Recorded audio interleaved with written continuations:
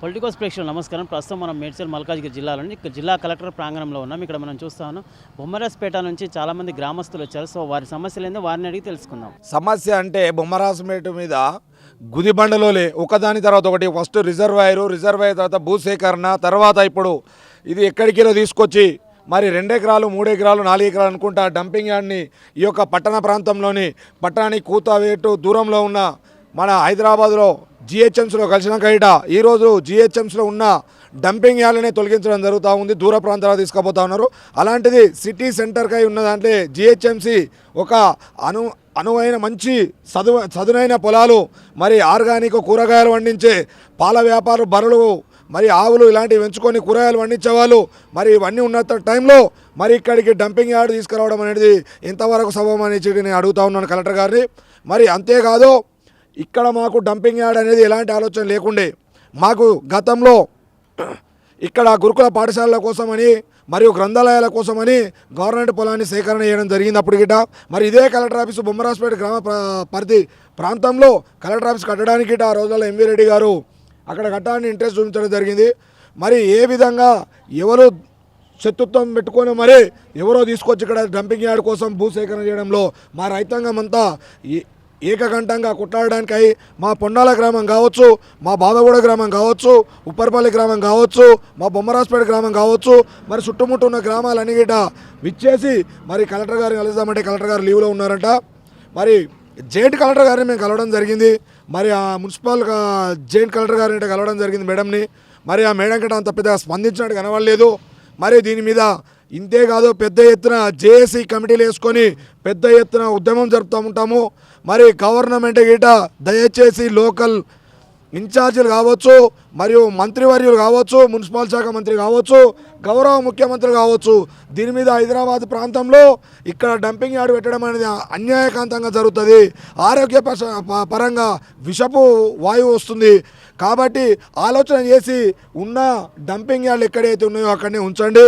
లేదంటే ఇంకా ఊర్లకు దూరంగా అడవిలో ఉన్న తన పెట్టాల్సిన అవసరం ఉందని చెప్పేసి నేను అంటా ఉన్నా. జన తిరిగే తాన పెడితే ఆరోగ్య పరిస్థితులు విషమిస్తూ ఉంటాయి. మరి అన్ని గిట కలుషితం జరుగుతూ ఉంటుంది. మరి ఇప్పుడే కాదు, గతంలో 94, 93లో మరి బాలాజీనగర్లో ఇదే విధంగా 2 ఎకరాల డంపింగ్ యార్డు సేకరణ కనిపెట్టడం జరిగింది.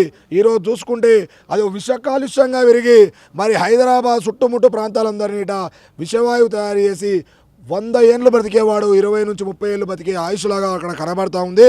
మరి ఈ రోజు కాదు, రేపు భవిష్యత్ తరాలకు ముందు చూపు గురించి ఈరోజు కలెక్టర్ గారిని కలుద్దామని వస్తే ఇక్కడ లేడు కలెక్టర్ గారు. అధికారిని కలవడం జరిగింది. ఇది మా అండర్లో లేదని ఒకసారి చెప్పిండు. మరి మున్సిపల్ అండర్లో ఉన్న అధికారిని కలిస్తే ఆ మేడం అంత పెద్ద స్పందన లేదు కాబట్టి అన్నట్టుగా అనిపించలేదు మాకు. మేడం మేము పంపిస్తాము, మేము అది లోకల్ కమిషనర్ గారిని పిలుస్తాం, వాళ్ళు రిప్రజెంట్ ఇచ్చారు. మున్సిపల్ కమిషనర్ మేడం గారు ఇక్కడ పంపించారట, ఆర్ఐ గారు రాసి పంపించారట. మరి వాళ్ళు గ్రామ సభ పెట్టకుండా ఒక గ్రామానికి ఎలాంటి ఇంటిమేషన్ లేకుండా భూసేకరణ ఏ రకము గవర్నమెంట్ కావచ్చు, ప్రైవేట్ కావచ్చు, భూసేకరణ ఏ రకంగా చేస్తారని చెప్పేసి నేను క్వశ్చన్ చేస్తూ ఉన్నా. మీ కళ్ళు మూసుకపోయిందా రెవెన్యూ డిపార్ట్మెంట్కు?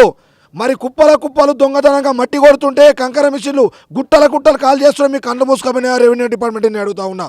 మరి ఆ రోజు అలా కొడుతుంటే ఏమైంది? పర్యావరణాన్ని ఖరాబ్ చేసేదే మీ రెవెన్యూ డిపార్ట్మెంటు. ఈరోజు ప్రజల ప్రాణాలతో ఆడుకోనిక ఈ డంపింగ్ యార్డ్ తేవడము, దీన్ని ఊరుకునేది లేదు.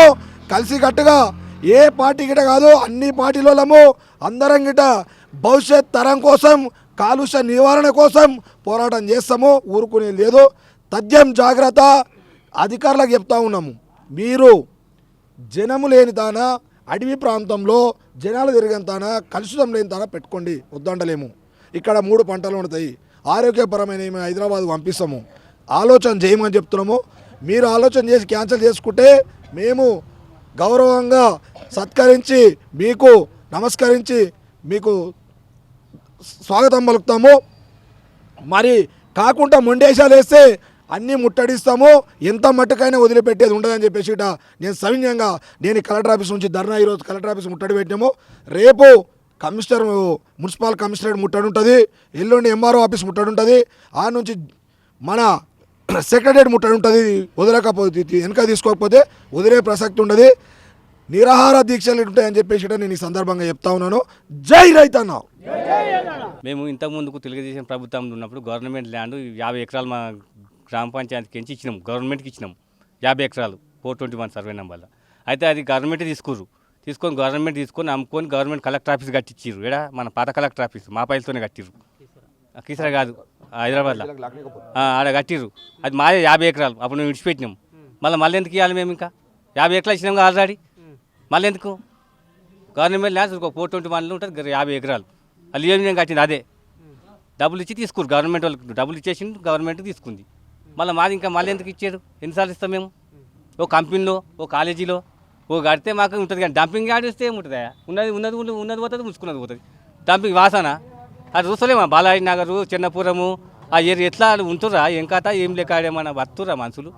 ఏం కాత ఏం లెక్క? అక్కడ చుట్టుముట్టు మంచి వ్యవసాయం చేసుకుంటారు, ఊరి దగ్గర ఉంది వ్యవసాయం అంతా, రైతులు చుట్టుముట్టు పంటలు పండిస్తున్నారు. తెచ్చి పోయి గాడ తెచ్చిర్రు. ఇదివరకే ఇచ్చినాము 50 ఎకరాలు, మళ్ళీ మొత్తం ఇస్తారా? ఏమన్నా కంపెనీలో వస్తే అవి మాకు స్కూల్లో కాలేజీలు వస్తే డ్యూటీలు దొరుకుతాయి, పిల్లలకి ఏమైనా అవుతుంది. డంపింగ్ యార్డ్ వస్తే డ్యూటీలు దొరుకుతాయి. అందులో చెత్తల రోగాలు కట్టుర్రి, స్కూల్ కట్టుర్రి, కాలేజీలు కట్టుర్రి, వద్దానం కంపెనీలు పెట్టుర్రి, దవాఖానలు కట్టుర్రి, దానికి ఏం వద్దానం? మాకు ఈ మాటనా? మా జాగ్రత్త మాకు ఇళ్ళకి మేము తీసుకుంటామంటున్నామా? నేను అట్లా అంటున్నా. నేను మీ డంపింగ్ చెత్త తెచ్చి మాకు ఇడ వాడేస్తే మేమేం చేస్తాము? డెవలప్మెంట్ కానీ నీకు కాలేజీలు స్కూళ్ళు దవాఖానలు కడితే మాకు డెవలప్మెంట్ అవుతుంది, పని దొరుకుతుంది, పిల్లలకు డ్యూటీలు దొరుకుతాయి, ఉద్యోగాలు దొరుకుతాయి, అప్పుడు మంచిగా ఉంటుంది. చెత్త తెచ్చి ఆడబెట్టి మేడం అంటుంది మేము చేసినాం 4 ఎకరాలు ప్రపోజ్ చేసినాం ఉంటుంది. అలా పోతే 4 ఎకరాలు ప్రపోజ్ చేసినాం, మాకు తెలియదు. సార్ ఎరక ప్రపోజల్ అయితే ఉన్నది, 4 ఎకరాలు చేసిరట, 4 ఎకరాలకు పెట్టిరట. అది ఏంటి 322 సర్వే నెంబర్, అది 214 ఎకరాలు ఉంది, అది 214 ఎకరాలు 322 సర్వే నెంబర్. అది అప్పటిసారి ఉంది, అది ఎప్పుడు రాలేలే మేము. అప్పుడు ఒకసారి చేసి కలెక్టర్ ఆఫీస్ కడతామన్నారు, సరే అన్నాం. కలెక్టర్ ఆఫీస్ ఓకే, కలెక్టర్ ఆఫీస్కినే చేసిరాడ, సర్వే చేసి చూసిర్రు, మళ్ళీ దూరం అయితే అని చీడ పెట్టిర్రు. కలెక్టర్ ఆఫీస్ కట్టకముందే ఆడ చేసి సర్వే చేసిరు, కానీ మళ్ళీ దూరం అయితే అని చెప్పి తెచ్చిర్రు. ఆ కలెక్టర్ ఆఫీస్ కట్టినా ఏం కాకపోవు. ఫైనల్లో వద్దు, ఆడ వద్దు అసలు. చెత్త ప్రభుత్వం ఏంటంటే చెత్త డంపింగ్ ఆడే వద్దు. ఆడ కడితే నువ్వు కాలేజీలు కట్టుకో, నువ్వు కంపెనీలు పెట్టు, కాలేజీలు కట్టు, మేము నో. చెత్తనైతే వద్దు, చెత్త డంపింగ్ ఆడే వద్దు. డంపింగ్ ఆడ వచ్చినట్టే ఒక చుట్టుముట్టు 5-6 రోజులకు దెబ్బ.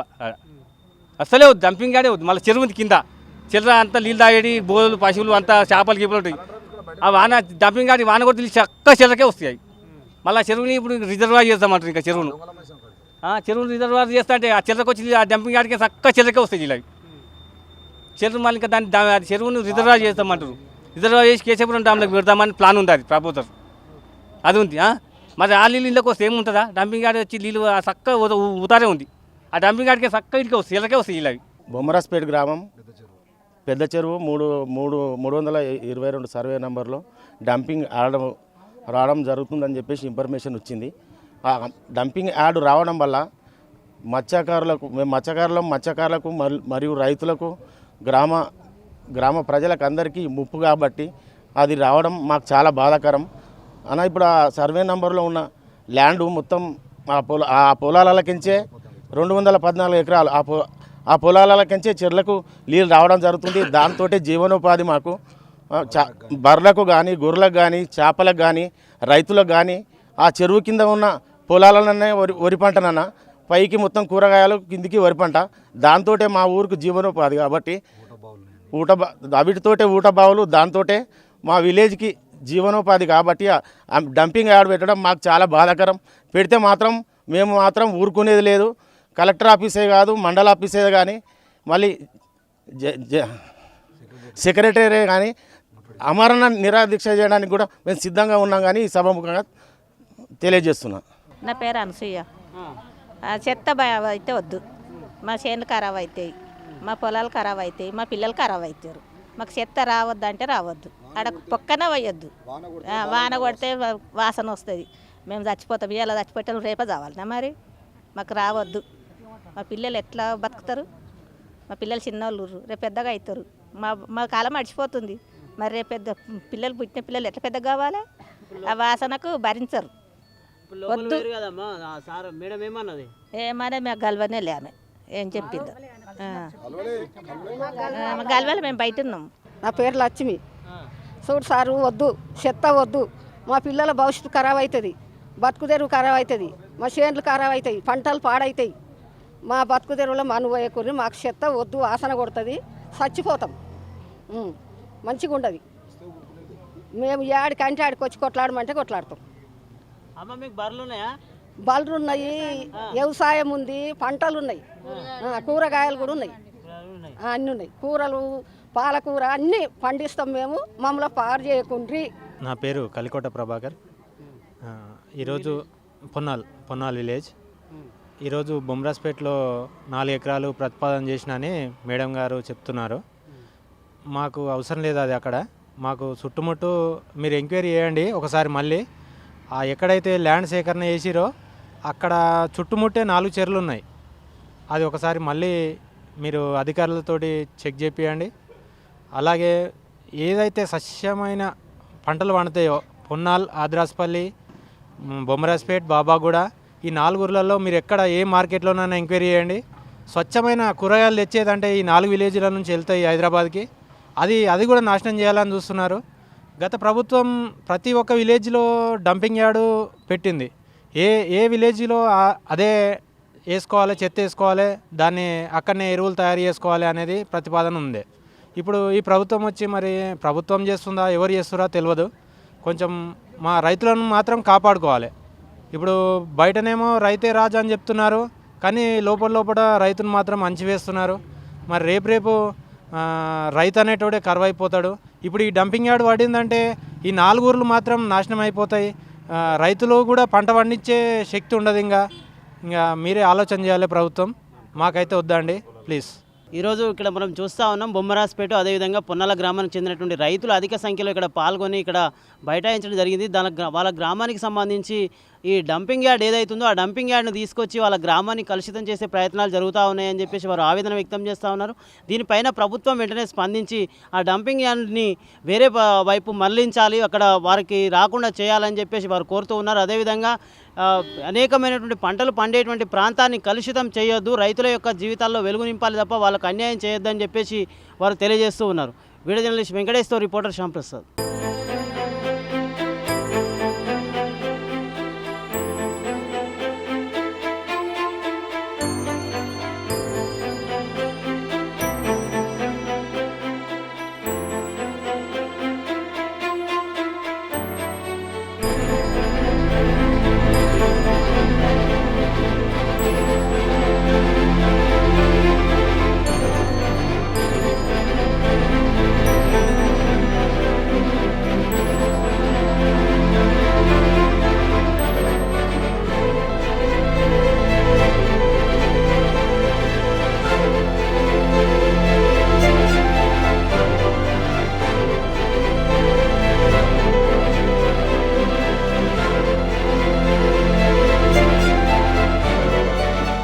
Please subscribe to the channel and download the Politicos app from the links in the description.